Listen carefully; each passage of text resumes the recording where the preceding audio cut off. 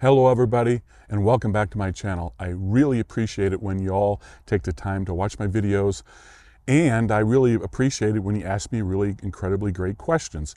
I have one today that we're going to go over. It's a great question and it's a timely question, so let's read it here. This is from Fisher 13312.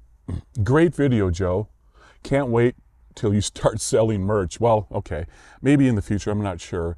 Certainly the merch is going to be used for marketing purposes, for swag. So we'll get to the merch selling maybe in the future. Here's the root of the question. How often do you find yourself leaning more towards LiveScope and Minnow Shaking compared to throwing the classics like a drop shot? Okay, so this has two parts to it, really. How much do I lean towards LiveScope as opposed to classics fishing? And he happened to pick drop shot. It's a great comparison, and to me it's a two-part question. But first of all, I love power fishing. I love being a shallow water fisherman. So I love flipping. I love throwing spinner baits. I love throwing topwater. I love throwing buzz baits, crankbaits when the time is right. In all those cases, or most of those cases, I don't know if LiveScope is going to be much of a help to me. When I have to move out to structure is when I'll turn the LiveScope on and I'll use it. Now, I've had it for about 10 months, and because I love the power fish shallow, I haven't really used it a lot, and only in the last, let's say, a few weeks have I really gotten better with it. And that's because I'm seeing fish in deep structure. So that's it. So I'd rather not fish the LiveScope. I'd rather fish power fishing. But if the fish aren't going to bite that and I need to go to structure, then I might as well use the LiveScope to at least identify where the fish are and catch them. So initially what I'm using it for is I'm on a point or a drop off and I'm scanning a rock pile, and I go, oh, it looks like there's fish there. And if I can just point my LiveScope at them and throw at them, I'll do that. I'll watch the bait sink just like everybody else does, and I'll work the bait and see if they'll eat. What I'm still learning is triggering the fish to bite once they see my bait. I had some challenges at Saguaro Lake during the summer. I was fishing these baits. They would look at it, they just wouldn't trigger. So I still have some learning to do. But let's move into the second question.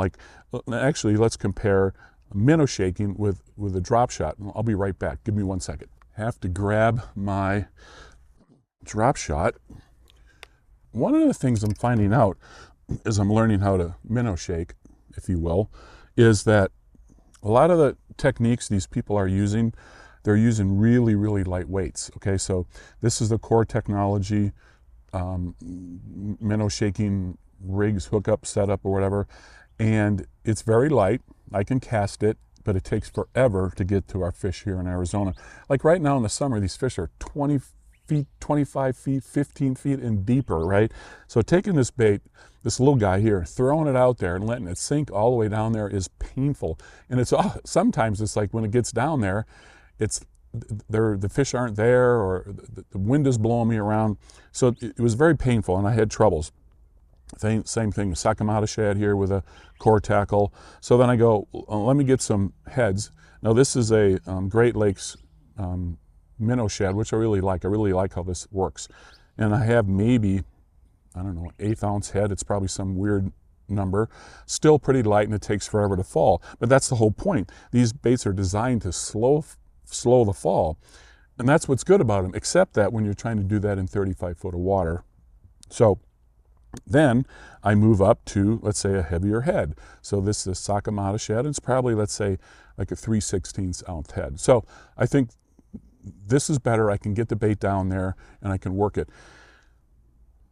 I have also just moved I'm going to try something even more radical. This is probably a 1/4 ounce head.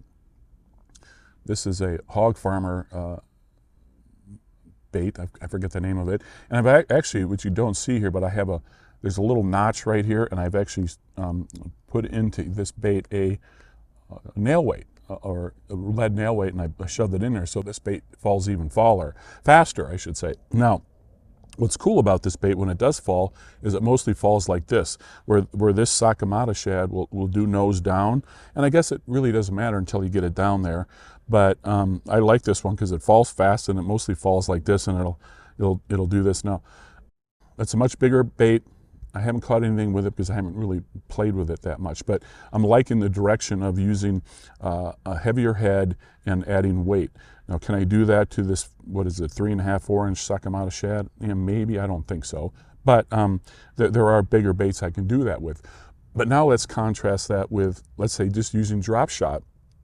Just using, standard old drop shot and using my scope. And I was doing that in a recent tournament, and it works great because, because of simply that this bait falls faster, okay? I mean, that's, I was throwing fish down to 35 feet of water, so I could take this whole setup, right? And I could throw it, and I could drop it straight down. It goes straight down like this. And then, of course, when it gets down to the bottom, it'll straighten out and it'll act suspended. So, gosh, I don't know how much I'm going to depend on minnow shaking in the future at all, unless I can figure out how to get down to those fish better in the deep water compared to just using a drop shot. Now, there's nothing stopping me, by the way, from taking this drop shot hook and using a Sakamata shad. There's nothing stopping me from using this Great Lakes minnow bait, right? There's nothing at all stopping me from doing that. So, and that might be a good strategy. So that's what I'm up to.